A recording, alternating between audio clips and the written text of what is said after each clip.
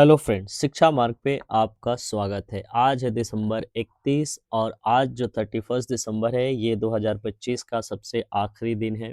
तो आप सबका का जो ये 2025 का जो शानदार सफ़र रहा उसके लिए आप सबों को बहुत बहुत बधाई और साथ ही साथ अगले आने वाले जो साल है 2026 उसकी भी बहुत बहुत आपको शुभकामनाएं।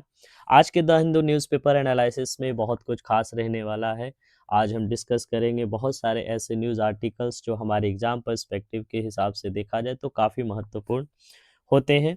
आज के सेशन में हम देखेंगे ऐसे कुछ वर्ड्स भी जो हमारे वन डे एग्ज़ाम के लिए बहुत ज़्यादा इम्पोर्टेंट होते हैं। इससे आगे बढ़े कि आपसे एक रिक्वेस्ट करते हैं कि आप इस शिक्षा मार्ग प्लेटफॉर्म को सब्सक्राइब कर लें, साथ ही आप इसके बेल आइकन को दबा लें ताकि इससे जुड़े जितने भी आपको अपडेट्स हैं वो समय पे मिलते रहें। साथ ही साथ आप इसे दूसरे ऐसे लोगों के पास शेयर करें जिन्हें आप जानते हैं, जो आपके रिलेटिव्स हैं और जो आपके परिचित हैं, ताकि हमारी जो रीच है, जो हमारे सब्सक्राइबर है वो बढ़ सके और ताकि हम बेहतर जो अपडेट्स है, बेहतर ये जो भी कुछ सर्विसेज है हम आपके लिए लाते रहें और आप इससे अपने एग्ज़ाम और अपनी तैयारी को कहे तो बेहतर तरीके से धार देते रहें।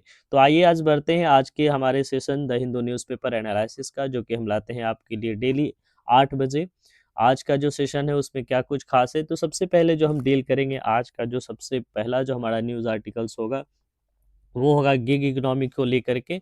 ये जो गिग वर्कर्स हैं उनका जो स्ट्राइक है 31 दिसंबर को आज को लेकर के, वो क्या है, क्या उनके कंसर्न है, उसके बारे में हम लोग देखेंगे कि कौन होते हैं गिग वर्कर्स और क्या उनकी जो है कंसर्न है, क्यों लेकर के वो स्ट्राइक पे है और इससे क्या असर पड़ने वाला है हमारे इकोनॉमी पे, साथ ही साथ हमारे जो अर्बन जो कहें कि कल्चर आजकल के जो डेवलप हो चुका है उस पे क्या असर पड़ेगा, यहाँ हम इस बात को डील करेंगे।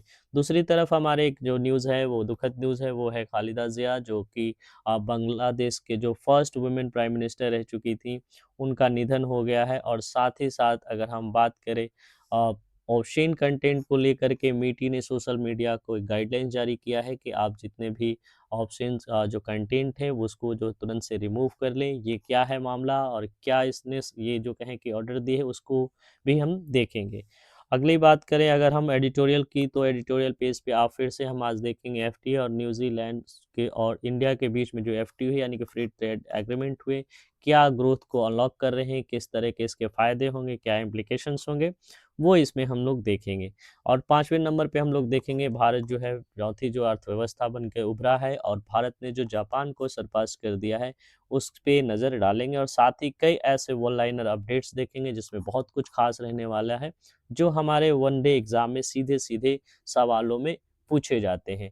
तो आज के इस सेशन की शुरुआत करते हैं। शुरुआत करने से पहले हमारा जो सबसे पहला जो सेगमेंट होता है, वो होता है वर्ड को लेकर के टॉप 10 ऐसे वर्ड हम पिक करते हैं द हिंदू के एडिटोरियल पेपर से, जो कि बहुत ही इम्पोर्टेंस रखते हैं वन डे एग्ज़ाम के जो इंग्लिश पेपर होते हैं उसमें। ये वर्ड्स जो होते हैं विभिन्न फॉर्मेट के रूप में डायरेक्ट पूछे जाते हैं, एंटोनिम्स सिनोनिम्स के साथ ही साथ वर्ड फॉर्मेशन, सेंटेंस फॉर्मेशन और साथ ही साथ उनके ग्रामेटिकल एस्पेक्ट्स को लेकर के भी सवाल पूछे जाते हैं और पैराग्राफ और भी कॉम्प्रिहेंसिव नेचर के जो भी क्वेश्चंस होते हैं इनमें इनका काफ़ी ज़्यादा अहम रोल होता है। तो आइए शुरुआत करते हैं आज का जो हमारा वर्ड मीनिंग का जो सेगमेंट है, वो 10 टॉप 10 जो हम कहते हैं वो।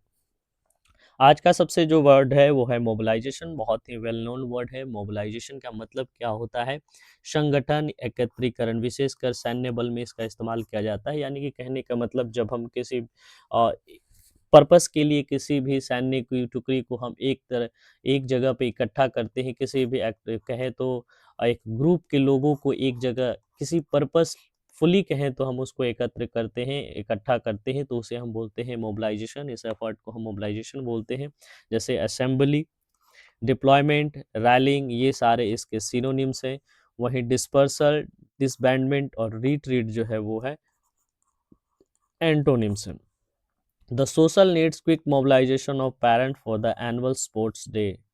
यानी कि the school needs quick mobilisation of parents for the annual sports day. School ने जल्दी से कहें कि मोबिलाइज कर रहे हैं पेरेंट्स को, किसके लिए? स्पोर्ट्स का जो एनुअल डे है इवेंट के लिए। ठीक है, तो ये है आज का सबसे पहला हमारा वर्ड जो कि बहुत ही वेल नोन है, मोबिलाइजेशन, लेकिन इसके जो एंटोनिम्स और सिनोनिम्स है वो बहुत ही खासा महत्वपूर्ण है वाले हैं। असेंबली, डिप्लॉयमेंट और रैलिंग ये सिनोनिम्स हो जाते हैं, वहीं डिस्पर्सल, बैंडमेंट और रिट्रीट जो है वो एंटोनिम्स हो जाते हैं।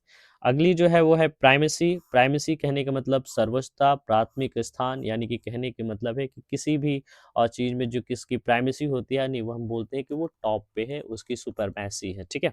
तो सुपरमैसी, डोमिनेंस या फिर कहें प्रीमिनेंस, ये सारे इसके सिनोनिम्स। और ये सुपरमैसी और प्राइमेसी काफ़ी मिलते जुलते वर्ड्स हैं, लेकिन डोमिनेंस और प्रीमिनेंस जो है वो काफ़ी महत्वपूर्ण हो जाते हैं, क्योंकि ये थोड़े अलग दिखते हैं, ठीक है।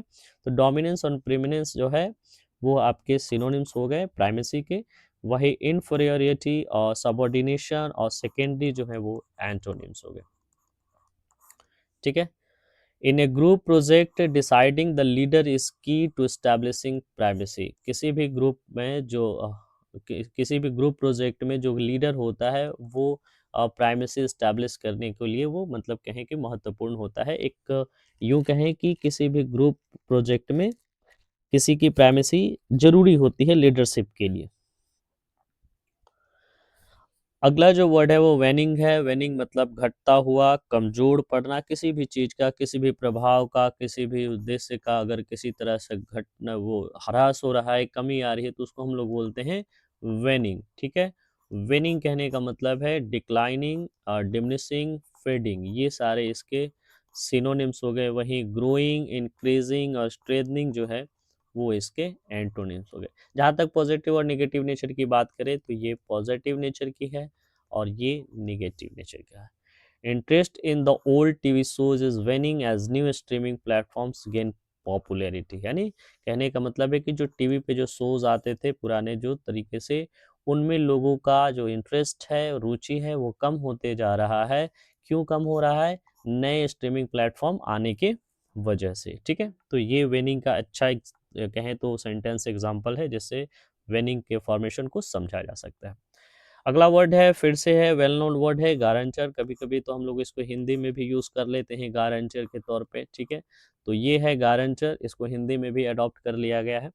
तो गारंटर का मतलब होता है जमानत देने वाला, किसी चीज को जो कोई जमानत देता है, कहने का मतलब है कि किसी की श्योरिटी वो देता है, तो उसे हम बोलते हैं गारंटर, ठीक है। तो ये गारंटर का जो सिनोनिम्स है, श्योरिटी, अंडरराइटर और प्रोटेक्टर, ये सारे सिनोनिम्स हो गए। वहीं डिफॉल्टर, रिस्क टेकर और अबेंडनर जो है ये हो जाते हैं इसके एंटोनिम्स। ये नेगेटिव है और ये पॉजिटिव नेचर ऑफ वर्ड है, ठीक है। The landlord asked for a guarantor before renting the flat to the students. Landlord यानी कि जो ज़मीन के मालिक है, घर के जो मालिक हैं, उन्होंने पहले स्टूडेंट्स को फ्लैट देने से पहले उन्होंने गारंटर की मांग की, कहा कि आप पहले गारंटर दीजिए, यानी कि जमानत देने वाले को दीजिए, ठीक है। आगे बढ़ते हैं। जो आज का हमारा पांचवा जो वर्ड है वो है इम्पल्सिस। इम्पल्सिस कहने का मतलब है इम्पल्स से है, ठीक है। तो ये क्या है? इम्पल्स आवेग या आकस्मिक इच्छा, यानी कि कहें कि प्रभावपूर्ण, जब भी कोई इच्छा, प्रबल इच्छा होती है तो इसे हम बोलते हैं इम्पल्स, ठीक है। अर्ज, व्हीम्स, सडन डिजायर्स, ये सारे हो जाते हैं सिनोनिम्स। वहीं डेलिब्रेशन, प्लानिंग और रिस्ट्रेंट जो होते हैं वो एंटोनिम्स होते हैं। ध्यान दीजिए, ये दोनों का मतलब इच्छा होता है, दोनों का इच्छा मतलब होता है, लेकिन डेलिब्रेशन, प्लानिंग और रेस्ट्रेंट जो होते हैं वो बहुत ज़्यादा धीरे धीरे सोच समझ करके जो कुछ इच्छा जाहिर की जाती है किसी के मामले में, उसे हम बोलते हैं ये सारे वर्ड, ठीक है। यानी कि डेलिब्रेशन, प्लानिंग। वहीं अगर हम बात करें अचानक से जो आते हैं वो इच्छा जो होते हैं वो इम्पल्स कहलाते हैं। She registered her impulses to buy expensive cloth during the sale. वो हमेशा जो है वो अपने जो इम्पल्सेस है उसको रोकती है जब वो सेल आता है किसी चीज़ का, तो उस सेल में कपड़े खरीदने से, अपने आप को एक्सपेंसिव क्लोथेस को खरीदने से, ठीक है। अगला जो वर्ड है हमारा अनप्रिडिक्टेबिलिटी है। अनप्रिडिक्टेबिलिटी कहने का मतलब है, हमने एक से पहले भी देखा था, एक प्रिडिक्टेबल वर्ड। प्रिडिक्टेबल कहने का मतलब होता है किसी भी चीज़ को प्रिडिक्ट करना। प्रिडिक्ट करने का मतलब है कि अनुमान लगा लेना, ठीक है, उसके बारे में गेस कर लेना। तो ये प्रिडिक्टेबल और प्रिडिक्ट वर्ड साका ये एक दूसरे से मिले हुए हैं और इसी से बना हुआ है अनप्रिडिक्टेबिलिटी की, जिसकी हम कहें तो निश्चित नहीं कर सकते, वो अनिश्चितता वाली हो, अप्रत्याशितता हो। तो अनसर्टेनिटी, वॉलेटिलिटी और कैप्रिकियसनेस ने जो है वो इसके सिनोनिम्स हो जाते हैं। वहीं प्रिडिक्टेबिलिटी, स्टेबिलिटी और कंसिस्टेंसी जो है वो एंटोनिम्स हो गए। जहाँ तक पॉजिटिव नेचर की बात करें तो ये पॉजिटिव है और ये निगेटिव नेचर है। The unpredictability of monsoon rains affects daily vegetable prices, यानी कि जो मानसून के अनप्रिडिक्टेबिलिटी, जो कहें कि बारिश की जो अनप्रिडिक्टेबिलिटी है, यानी कि बारिश होने की जो अनिश्चितता बनी हुई है, इसके वजह से जो सब्जियों के दाम है वो डेली उसमें प्राइसेस में जो है वो बदलाव आ रहे हैं, उनमें प्रभाव आते हैं। ठीक है, आइए अगला वर्ड बहुत ही अच्छा वर्ड है और बहुत ही मतलब कहें तो इम्पोर्टेंट वर्ड है, इसे हम कहते हैं अनार्किक। ठीक है, अनार्किक क्या होता है? अराजक, अव्यवस्थित। देखिए अराजक क्या होता है? जब किसी सिस्टम का हम कहें कोई चीज़ जो व्यवस्था होती है उसमें गड़बड़ी आ जाती है, उस अव्यवस्थित रूप से हो जाती है, तो उसे हम कहते हैं अनार्किक। ठीक है, यानी कि कैओटिक, लॉलेस और डिसऑर्डरली। देखिए लॉलेस मतलब कि जो कानून से बनने वाला नहीं हो। ठीक है, कैओटिक मतलब कहने का मतलब है कि अनार्किक का ही ये सिनोनिम्स है, और ऑर्डर कहने का मतलब होता है कि ऑर्डरली कहने का मतलब होता है व्यवस्थित रूप से। ठीक है, तो ये जब अव्यवस्थित हो जाए यानी कि डिसऑर्डरली हो जाए तो इसे ही हम कहते हैं अनार्किक। ठीक है, ऑर्डरली और स्ट्रक्चर्ड और डिसिप्लिन को हम बोलेंगे इसका एंटोनिम्स। ठीक है, तो ये थे सिनोनिम्स जो कि निगेटिव नेचर के वर्ड हैं, और एंटोनिम्स जो है यहाँ ये पॉजिटिव नेचर के वर्ड्स हैं। ठीक है, अच्छा एक और चीज़ इम्पॉर्टेंट है, हम जब बोलते हैं सिनोनिम्स तो इसका हिंदी का मतलब होता है, हम लोग जब बोलते हैं पर्यायवाची शब्द। ठीक है, पर्यायवाची शब्द। लेकिन वही जब एंटोनिम्स की बात बोलते हैं तो ये विपरीत अर्थ बताते हैं, विपरीत अर्थ। ठीक है, तो विपरीत कहने का मतलब होता है उल्टा, लेकिन जैसे ही उल्टा कहते हैं हमें समझ में आता है कि इसके अपोजिट कहने का मतलब कि वो निगेटिव हो, लेकिन ऐसा नहीं है। शब्द का जो नेचर है, अगर ये पर्यायवाची शब्द जो होंगे अगर पॉजिटिव होंगे तो वो निगेटिव होगा उसका विपरीत, और वो निगेटिव है तो वो पॉजिटिव होगा, ये समझने की जरूरत है। ठीक है, तो एंटोनिम्स हमेशा निगेटिव हो ऐसा नहीं है, और एंटोनिम्स सिनोनिम्स हमेशा पॉजिटिव हो ऐसी बात नहीं है। तो हमने देखा अनार्किक को, अनार्किक कहने का मतलब होता है अराजक, अव्यवस्थित। वही कैओटिक, लॉलेस और डिसऑर्डरली जो है उसके सिनोनिम्स हो जाते हैं। वही ऑर्डरली, स्ट्रक्चर्ड और डिसिप्लिन इसके एंटोनिम्स हो जाते हैं। Without a class monitor the classroom becomes completely anarchic. बिना मॉनिटर के क्लास जो था वो पूरे तरीके से अव्यवस्थित हो गया, अराजक की स्थिति में आ गई। ठीक है, अगला बहुत ही इम्पोर्टेंट वर्ड है फिशर्स। फिशर्स कहने का मतलब है दरारें, विभाजन रेखाएं। किसी चीज़ में जब दरार आ जाती है, किसी चीज़ में विभाजन आ जाते हैं, कहें तो पार्टीशन आ जाता है, तो उसे हम कहते हैं फिशर्स। ठीक है, जैसे क्रैक्स, स्प्लिट्स और डिवीजन, ये सारे इसके सिनोनिम्स हो जाते हैं। वही यूनिटी, कोहेशन और सॉलिडेरिटी जो है एंटोनिम्स हो जाते हैं। और जाहिर सी बात है कि ये पॉजिटिव नेचर वर्ड है, और सिनोनिम्स जो इसका है वो निगेटिव नेचर वर्ड है, cracks, splits, division. A small fissures in family relation can grow into major arguments if ignored.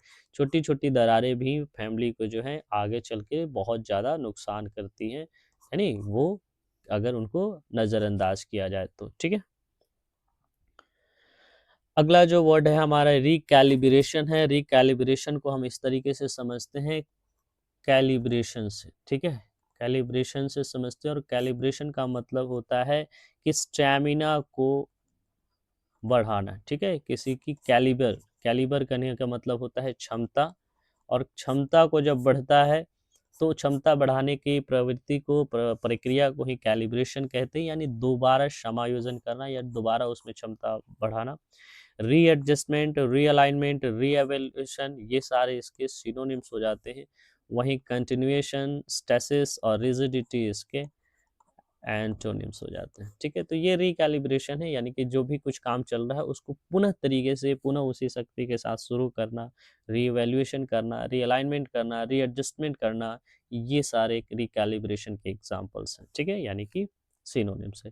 After the exam result he did recalibration of his daily study hours. होता है ना कि कभी किसी का exam का जो रिजल्ट है वो एज डिजायर्ड नहीं आता, जैसा एक्सपेक्ट किया जाता है वैसा नहीं आता है, तो एक्सपेक्टेशन से जब कम आ जाता है तो लोग जो होते हैं डाउनफॉल हो जाते हैं। लेकिन फिर से अगर हम अपने आप को रिकैलिब्रेट करते हैं तो फिर से अपनी स्टडी को शुरू करते हैं। ठीक है, तो ये रिकैलिब्रेशन है।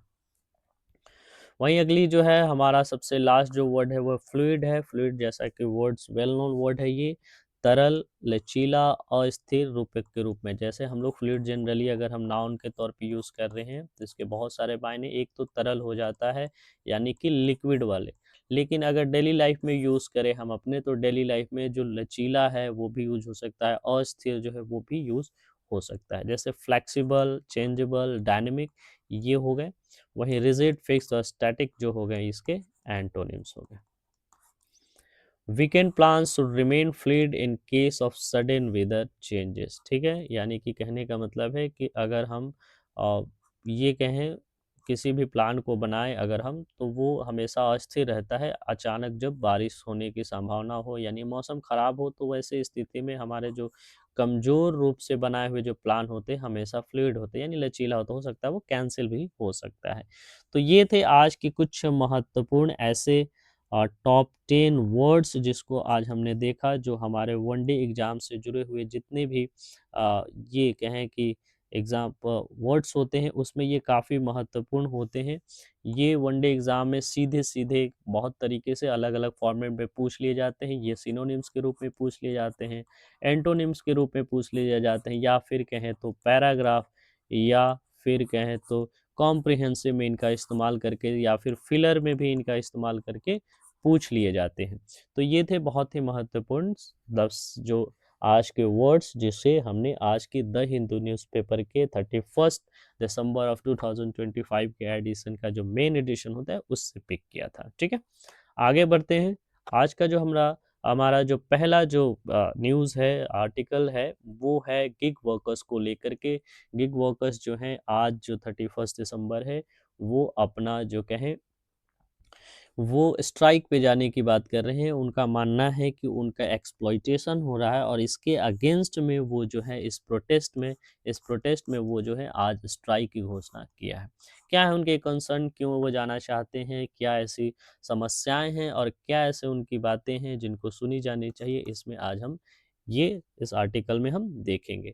तो सबसे पहले हम समझते हैं उन्होंने ये जो उनकी जो ऑर्गेनाइजेशन है गिग वर्कर्स के ऊपर जो उनके वेलफेयर के लिए जो काम करती है, उनका नाम है the gig and platform service workers union, GPIS WU। इन्होंने घोषणा किया है कि आज का जो हमारा दिन है 31 दिसंबर वो स्ट्राइक रहेगा, और ये स्ट्राइक रहेगा। और इससे पहले उन्होंने 25 दिसंबर को भी यानी कि 2025 में ही उन्होंने स्ट्राइक की घोषणा की थी। और साथ ही साथ देखा जाए अगर उनके इम्पैक्ट की, तो उसके काफ़ी इम्पैक्ट पड़े। सबसे पहले ये समझते हैं कि आखिर ये गिग वर्कर्स होते कौन हैं और इनका क्या कंसर्न है। तो गिग वर्कर्स वो होते हैं जिनकी बात करें कि हम वो किसी भी एजेंसी के साथ वो जुड़े होते हैं, किसी भी ऐसे इकोनॉमिक प्लेटफॉर्म के साथ जुड़े होते हैं जो डिलीवरी बेस्ड होते हैं, जो सर्विसेज की डिलीवरी करते हैं विद इन अ टाइम। कहने का मतलब है एक टाइम फ्रेम होता है जिसमें वो इस सर्विस को प्रोवाइड करते हैं। सर्विस उनकी किस तरीके से होती है, तो सर्विस जो होती है नॉट डिलेड नेचर की होती है, यानी कि किसी भी तरीके की उसमें देरी नहीं की जाने की बात की जाती है। हमने सुना होगा, देखा होगा, आप जैसे दिल्ली जैसे शहरों में और बाकी शहरों में आप अगर रहते होंगे तो आपने देखा होगा कि आपके पास 10 मिनट में जो है वो ग्रोसरी के जितने भी आइटम हैं आपके दरवाजे पे पहुंच जाते हैं। साथ ही साथ अगर हम बात करें ओला, उबर और रैपिडो जैसे ऐसे प्लेटफॉर्म हैं, ऐसे जो कहें कि ई कहें कि कॉमर्स हैं, प्लेटफॉर्म हैं, जो आपको मात्र 10 मिनट या 5 मिनट में ऐसे वादे करते हैं कि आपके पास राइड जो होगी वो पहुंच जाएगी। तो ये सारे सर्विसेज जो हैं, इस तरीके की जो सर्विसेज हैं, वो उसमें जो ये काम करने वाले जो जुड़े हुए लोग हैं, जैसे टैक्सी ड्राइवर हैं, या कहें कि जो ग्रोसरी को आप तक डिलीवर करने वाले जो डिलीवरी बॉय हैं, ये सारे के सारे गिग वर्कर्स कहलाते हैं। ये गिग वर्कर्स कहलाते हैं। गिग वर्कर्स जो होते हैं वो किसी तरीके से कहें तो वो उस जिस कंपनी के लिए, जिस कॉमर्स प्लेटफॉर्म के लिए वो काम कर रहे होते हैं, जैसे इसमें बहुत सारे आपने सुना होगा big basket, Instamart, Swiggy, Zomato, ये सारे जो होते हैं उनसे वो किसी तरीके से एम्प्लॉयमेंट के अंडर जो बात करें उससे वो जुड़े हुए नहीं रहते। ये एकदम से कहें कि ये टेम्पररी नेचर के होते हैं। टेम्पररी नेचर के कहने का मतलब कि जब वो काम कर रहे होते हैं तो वो एम्प्लॉयड होते हैं, और जैसे ही वो अपने आप को, अपने सिस्टम को या फिर मोबाइल फ़ोन को जैसे ही वो ऑफ़लाइन करते हैं, यानी वो माने जाते हैं कि वो अनएम्प्लॉयड हो जाते हैं। तो एक तरह से यहाँ देखा जाए तो हम ये कह सकते हैं कि वैसे अनएम्प्लॉयड पर्सन जो कुछ समयों के लिए जब एम्प्लॉयमेंट उनको पैदा मिलता है, हाथ में आता है, उनको एम्प्लॉयड होते हैं, तो वो गिग वर्कर्स कहलाते हैं। और इस तरीके से अगर देखा जाए तो इनकी जो सेफ्टी है और बाकी जो नॉर्म्स हैं जो हमारे लेबर कोड्स में आते हैं, वो इन पे अप्लाई नहीं होता, और इसकी वजह से खासा इनको काफ़ी ज़्यादा समस्या होता है और काफ़ी ज़्यादा इनको प्रॉब्लम होता है। तो इसी सब को सवाल उठाते हुए वो इनका मानना है कि आज के जो ये हम 31 दिसंबर है उसको हम प्रोटेस्ट के तौर पे ये आज के जो भी कुछ डिलीवरीज़ और सर्विसेज़ हैं प्रोवाइड करने को वो नहीं करेंगे। उनका ये जो लेटर है वो लेबर मिनिस्टर जो हमारे मनसुख मांडविया हैं उनको लिखा गया है। ठीक है? गिग वर्कर्स का कहना है कि हमें जो है हमेशा शुरू से ही सिस्टमैटिक एक्सक्लूजन किया जा रहा है किस चीज़ से, कोर लेबर एंटाइटलमेंट से। कोर लेबर जो भी एंटाइटलमेंट्स हमें मिलते हैं, जो भी अलग अलग क्षेत्र में जो काम करते हैं, अलग अलग सेक्टर में, ऑर्गेनाइज और अनऑर्गेनाइज सेक्टर में, जिनको सेफ्टी और बाकी सारे हेल्थ इशूज़ जो भी कुछ उनको मिल रहा है वो उन्हें नहीं मिलता। साथ ही साथ उनका जो सबसे जो अर्जेंट डिमांड है वो कहें वो है कि 10 टू 20 मिनट जो सर्विस डिलीवरी मैंडेट्स है उसको तुरंत से तुरंत रिवोक कर लिया जाना चाहिए, यानी कि उसे हटा लिया जाना चाहिए, क्योंकि इससे क्या होता है कि उन्हें काफ़ी ज़्यादा सामना करना पड़ता है। अगर हम इसकी बात करें तो देखिए कि ट्रैफिक काफ़ी ज़्यादा होते हैं, पॉल्यूशन होते हैं, और साथ ही साथ वेदर की बात करें तो वो भी बहुत ज़्यादा हॉस्टाइल नहीं होता है, बहुत ज़्यादा यूँ कहें कि धूप है, कभी-कभी बारिश है, कभी ठंड है, और वैसी स्थिति में उनकी जो कंपल्शन होती है वो होता है 10 मिनट। इसे किसी भी तरीके से उन्हें मीट करना होता है, इसे किसी भी तरीके से टारगेट को अचीव करना होता है, ताकि उनको काफ़ी दिक्कत होती है इससे।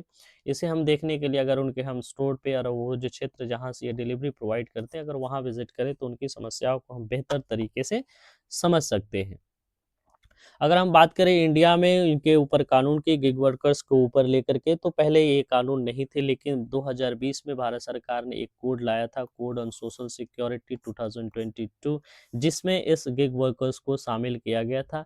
इसमें जो बात कही गई थी वो मुख्य रूप से कहा गया था रजिस्ट्रेशन को लेकर के, कि जितने भी गिग वर्कर्स हैं या जो भी प्लेटफॉर्म है जो इन्हें प्रोवाइड कराते हैं ये एम्प्लॉयमेंट को लेकर के दोनों रजिस्टर्ड होने चाहिए। साथ ही साथ इन गिग वर्कर्स के लिए वेलफेयर बोर्ड की स्थापना की जाएगी, और सोशल सिक्योरिटी फंड की भी स्थापना की जाएगी, जिसमें जो फंड्स के जो ये कहें पार्टिसिपेशन है, या यूँ कहें कि फंड्स कलेक्शन का जो काम है वो कंट्रीब्यूशन के द्वारा होगा, वो प्लेटफॉर्म कंपनीज करेगी, और साथ ही साथ उसे जो है हेल्थ केयर, इंश्योरेंस और पेंशन से जुड़ी हुई सुविधाएं भी उन्हें इस फंड के द्वारा मुहैया कराई जाएगी। तो ये कुछ वर्ड्स हैं, ये कुछ हमारे कोड ऑन सोशल सिक्योरिटी के टर्म्स हैं जो जिसको हम कहें कि इसमें शामिल किया गया है। लेकिन इम्प्लीमेंटेशन की जहाँ तक बात करें तो ये अभी पूरे तरीके से इम्प्लीमेंट नहीं हो पाया है। तो इस कोड से क्या होता है कि जितने भी गिग वर्कर्स हैं उनको एक रिकॉग्निशन मिलता है, वो रिकॉग्नाइज किए जाते हैं, और जो हमने आपको अभी बताया कि एक ऐसा नेचर जिसमें जो गिग वर्कर्स होते हैं एम्प्लॉयड से अनएम्प्लॉयड होते रहते हैं within minute, within hour में, वो उस चीज़ को ख़त्म करने की बात की जाए। जहाँ तक अलग राज्यों की बात करें जो उन्होंने कुछ गिग वर्कर्स के ऊपर जो कुछ इनिशिएटिव्स लिए, उसमें सबसे अच्छा माना जाता है राजस्थान का, जिसने राजस्थान ने कहा जाए तो एक लॉ बनाया था गिग वर्कर्स के ऊपर, the platform based gig workers registration and welfare act 2023। उसमें भी यही सारे कुछ तथ्य रखे गए थे, जिसमें वेलफेयर फंड की बात की गई थी, और उनके गिग वर्कर्स रिकॉग्निशन की बात की गई, फंड रेजिंग की बात की गई थी, और इस तरह के सेफ्टी और हेल्थ को इशू को भी उसमें कंसीडर किया गया था।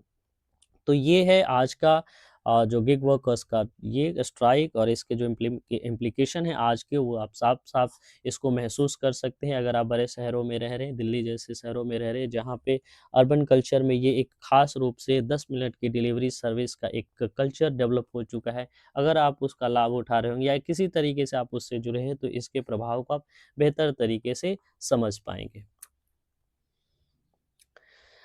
आइए आगे बढ़ते हैं। आज का जो अगला न्यूज़ आर्टिकल है वो है खालिदा जिया, जो कि कहें तो बांग्लादेश के जो फर्स्ट विमेन प्रेसिडेंट रह चुकी हैं। थी, ठीक है? तो उनका वो निधन हो चुका है। ये बांग्लादेश की सबसे मतलब कहें तो पहली ऐसी महिला थी जो पीएम बनी थी। खालिदा जिया जो हैं वो कहा जाए तो वो वहाँ के जो सबसे पहले जो प्रेसिडेंट थे, उनका जो कहें उनकी ये पत्नी थी खालिदा जिया, ठीक है? और इनका जो सबसे पहले अगर बात करें हम कि मेन जो ओपोनेंट रहीं वो अभी के जो हाल ही में जो हटाई गई प्रधानमंत्री हैं शेख हसीना, उनके ख़ास ओपोनेंट के तौर पे लिया गया है, ठीक है? तो इनकी जो भी कुछ मॉर्निंग की व्यवस्था है, जो भी कुछ बड़ियल की जो व्यवस्था है, उनके जो भी कुछ लास्ट राइट जो कहते हैं, वो उनके हस्बैंड जो हैं फॉर्मर प्रेसिडेंट जनरल ज़हीउर रहमान, उनके पास ही उनके वो दफनाया जाएगा। तो ये न्यूज़ है बांग्लादेश से, ये इनको लगभग 17 साल का जेल हुआ था करप्शन के मामले में। हालाँकि बाद में इसे बताया गया था कि ये जो करप्शन एलिगेशन थे वो सारे के सारे पॉलिटिकल थे, और इस वजह से देखा जाए तो बाद में सुप्रीम कोर्ट ने जनवरी के इसी 2025 में जब वहाँ पे शेख हसीना की जो सरकार है उसको निरस्त कर दिया गया, तो उसके बाद से इस एलिगेशन से उनको बरी कर दिया गया था। तो खालिदा जिया जो बांग्लादेश की प्रथम महिला प्रधानमंत्री थी, उनका निधन हो गया। अगला जो न्यूज़ है वो है हमारा मिटी की ओर से आता है। मिटी यानी कि मिनिस्ट्री ऑफ ये जो हम कहें इलेक्ट्रॉनिक्स एंड इंफॉर्मेशन टेक्नोलॉजी, उसके तरफ से एक एडवाइजरी जारी की गई है, जिस एडवाइजरी में कहा गया है कि जितने भी सोशल मीडिया प्लेटफॉर्म्स हैं जैसे यूट्यूब और बाकी अदर, वो जितने भी अगर अपने प्लेटफॉर्म पे ऑप्शन कंटेंट अगर डाले हुए हैं तो उसको जल्द से जल्द हटा लें, ठीक है? तो ये एक एडवाइजरी जारी की गई है वैसे।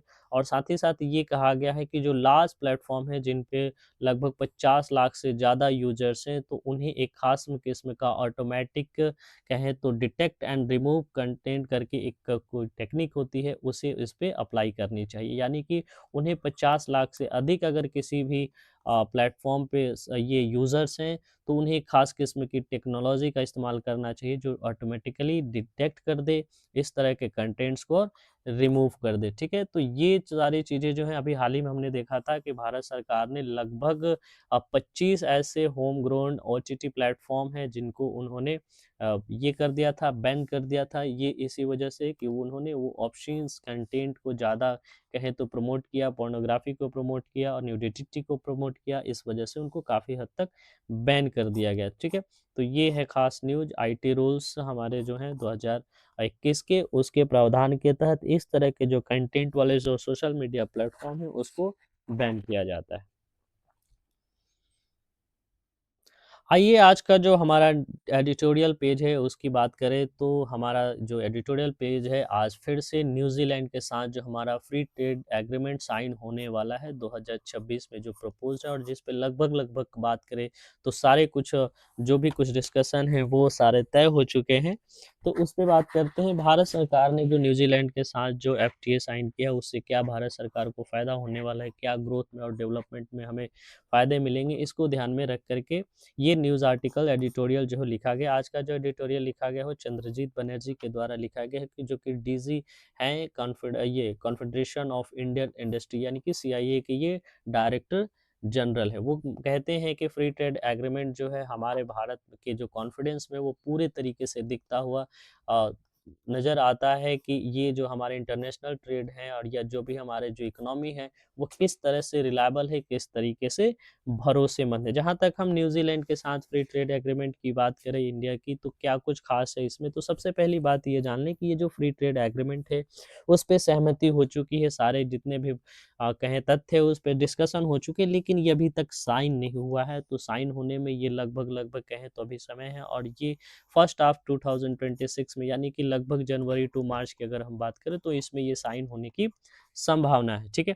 तो ये सबसे बड़ी बात है। दूसरी सबसे बड़ी बात है कि इस ट्रेड में सबसे ज़्यादा अगर हम देखें तो ये झुकाव जो है वो इंडिया की तरफ बना हुआ है, यानी कि इंडिया ने इसमें काफ़ी अच्छा बार्गेनिंग किया है, और भारत सरकार के इसमें बहुत सारे ऐसे जो 95% ऐसे जो प्रोडक्ट्स हैं जिसको ड्यूटी फ्री कर दिया गया है न्यूज़ीलैंड की तरफ से, यानी कि भारत के 95% ऐसे प्रोडक्ट हैं जो न्यूज़ीलैंड मार्केट को एक्सेस कर पाएँगे विदाउट एनी ड्यूटी। तो ये सबसे बड़ी बात है, और भारत की जो इकोनॉमी है जो ट्रेड है वो अगले 5 बिलियन तक करने की जो लक्ष्य रखा गया है, ठीक है, अगले 5 ईयर्स तक जो है 5 बिलियन करने का जो लक्ष्य रखा गया, यानी कि डबल करने की बात की गई है, उस पे भी इस फ्री ट्रेड एग्रीमेंट को एम को ध्यान में रख करके किया गया। मुख्य जो तथ्य हैं हमारे, वो हमने देखा कि अभी 95% जो ऐसे जो प्रोडक्ट्स हैं जो इंडिया जो है एक्सपोर्ट करती है न्यूजीलैंड को, उस पे जो है वो किसी तरीके का कोई टैक्स वगैरह ड्यूटी नहीं होंगे, जिसमें फ्रूट्स से लेकर के टिम्बर वगैरह ये सारे कंसीडर किए जाते हैं। साथ ही साथ भारत को जो है वीज़ा मिलेंगे लगभग 5,000 कोटा के अंतर्गत, जिसमें हमारे जो प्रोफेशनल्स होंगे, जो स्किल ऑक्यूपेशंस होंगे, वो जा कर के वहाँ काम कर सकेंगे, और इस तरह बाहर जाकर के जो ये काम करते हैं उससे जो अर्निंग होती है, जिसको रेमिटेंस कहते हैं, वो काफ़ी ज़्यादा हमें मिल सकेगा। ठीक है, वही इंडिया की बात करें तो भारत ने अपने समझौते में ये बहुत ही ख्याल रखा है कि हम एग्रीकल्चर सेक्टर को किसी भी तरीके से क्षति ना पहुंचाए, और इसमें जो भी कुछ ड्यूटी कम करने की बात है उसमें इसने कोई समझौता नहीं किया है। तो इन्हीं सब मुद्दों को ध्यान में रख करके वो कहते हैं कि ये एक तरीके से जो ग्रोथ का जो है वो अनलॉक करने का काम करता है, ये ट्रेड एग्रीमेंट। आगे कुछ बहुत कुछ खास होने वाला है इस ट्रेड एग्रीमेंट के साइन होने तक, और भी कई आर्टिकल आएंगे, उसमें हम देखेंगे कुछ मुख्य प्रावधानों को जब जैसे आएगा। फिलहाल जो आज का जो ये न्यूज एडिटोरियल था वो इसमें कुछ यही था। ठीक है, आगे बढ़ते हैं भारत की इकोनॉमी की। तो इकोनॉमी जो है हमारा जो है भारत का हमेशा बढ़ते चला जा रहा है, पहले पांचवी अर्थव्यवस्था से अब जो है वो चौथी अर्थव्यवस्था पे आ गई है, और इसने जो भारत की जो इकोनॉमी है वो पहले कहें कि जापान जो था वो फोर्थ रैंक पे था, लेकिन इसे कहें कि सरपास्ट कर दिया है इंडिया ने, और भारत की जो इकोनॉमी है वो अब जो है चौथे पे आ गई है। ठीक है, सॉरी, ये जर्मनी को पछाड़ा है और जापान को पछाड़ के ये थर्ड पे आ जाएगी। ठीक है, अभी जो है वो चौथे पे है, और ये हम कहें तो उसके जापान के जस्ट बाद है। और दूसरे और तीसरे नंबर पहले और दूसरे की बात करें तो फर्स्ट पे हमारा यूएसए हो जाता है, दूसरे पे चाइना, ठीक है, और तीसरे पे जो है जापान है, और चौथे पे जो है वो इंडिया है। ठीक है, पांचवें नंबर पे हम बात करें तो जर्मनी। तो ये इंडिया जो है वर्ल्ड्स के टॉप 4 इकोनॉमी के रैंक में आ गया है। और भारत की जो बात करें इकोनॉमी की कि कितना जीडीपी वैल्यूड है, तो भारत की अभी जो इकोनॉमी है 4.18 ट्रिलियन डॉलर है। ठीक है, 4.18 ट्रिलियन डॉलर। ठीक है, और इसके साथ ये दुनिया की सबसे चौथी बड़ी इकोनॉमी बन करके सामने आई है। तो ये है हमारा जीडीपी, और इसका जो लक्ष्य है कि वो उसे बढ़ा करके आगे जो कहें अगले कुछ सालों में इसे 7.3 ट्रिलियन डॉलर करने की बात की जा रही है 2030 तक, यानी कि 7.3 ट्रिलियन डॉलर करी जाएगी 2030 तक। तो ये आज का कुछ अपडेट है हमारे इंडियन इकोनॉमी से जुड़ा हुआ।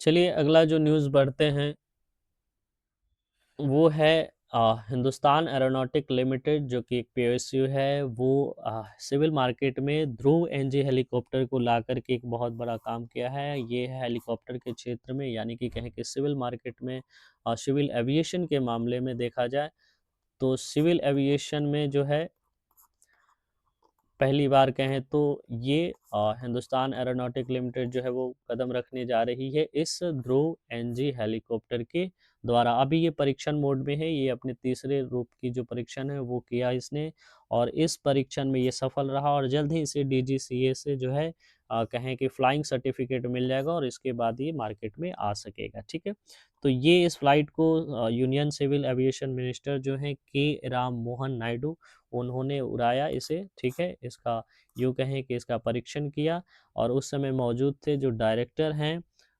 इसके HAL chairman and managing director हैं डीके सुनील, उनकी जो उपस्थिति थी उसमें।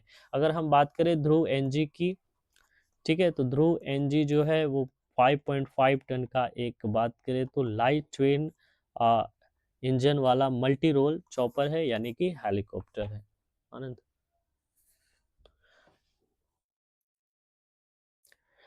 आइए वन लाइनर अपडेट्स में देखते हैं। जो वन लाइनर अपडेट्स में हम कुछ वैसे अपडेट्स को देखते हैं जो सीधे सीधे जो बात करें हम तो वो किसी भी एग्ज़ाम्स में सीधे तरीके से पूछ लिए जाते हैं, किसी भी फॉर्मेट में या फिर कहें कि एमसीक्यूज़ के फॉर्म में। तो ये है आज का जो हमारा वन लाइनर अपडेट्स, वो है Deepti Sharma becomes top wicket taker in women's टी20, ठीक है।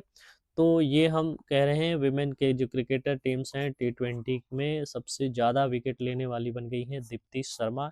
उन्होंने 152 विकेट लिए हैं 133 गेम्स में, ठीक है। तो 133 गेम्स यानी टी20 के खेलों में इन्होंने 152 विकेट लेकर के दुनिया की सबसे ज़्यादा विकेट लेने वाली महिला बन गई हैं टी20 की महिला क्रिकेटर।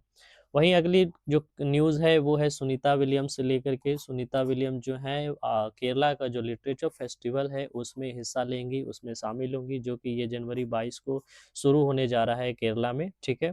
Kerala literature festival. और ये हैं जो सुनीता विलियम, वो वेल नोन, हम जानते हैं कि ये फॉर्मर नासा एस्ट्रोनॉट्स हैं सुनीता विलियम्स, ठीक है।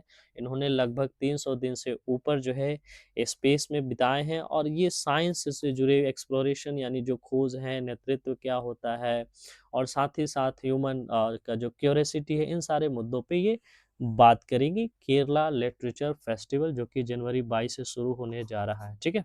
सुनीता विलियम इसमें पार्टिसिपेट करेंगी।